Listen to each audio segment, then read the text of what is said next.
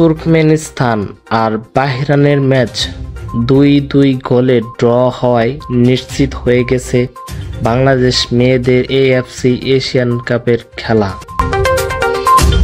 ফলে প্রথমবারের মতো বাংলাদেশ নারী ফুটবল দল এশিয়া কাপের মূল পর্বে খেলবে। এর আগে স্বাগতিক মিয়ানমারকে হারিয়ে নারী এশিয়ান কাপ ফুটবলে এক পা দিয়ে রেখেছিল বাংলাদেশ। আগামী বছর অস্ট্রেলিয়ার মাটিতে খেলবে এই আসর।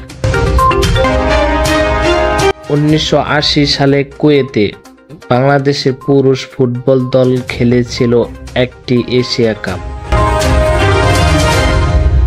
2026 সালে বাংলাদেশের নারীরা খেলবে প্রথম নারী Asia cup. 5 July Bangladesh Turkmenistan match এখন শুধু আনুষ্ঠানিকতা। এই ম্যাচে হারলেও বাংলাদেশ এশিয়া কাপ খেলার কোনো বাধা থাকবে না। 2 ম্যাচ শেষে বাংলাদেশের নামে পাশে 6 পয়েন্ট, স্বাগতিক মিয়ানমারের 3, বাহরাইন ও তুর্কমেনিস্তানের সমান 1 পয়েন্ট করে। বাংলাদেশ শেষ ম্যাচে তুর্কমেনিস্তানের কাছে হারলেও এবং মিয়ানমার বাহরাইনের বিপক্ষে জিতলে তখন 2 দলের সমান পয়েন্ট হবে।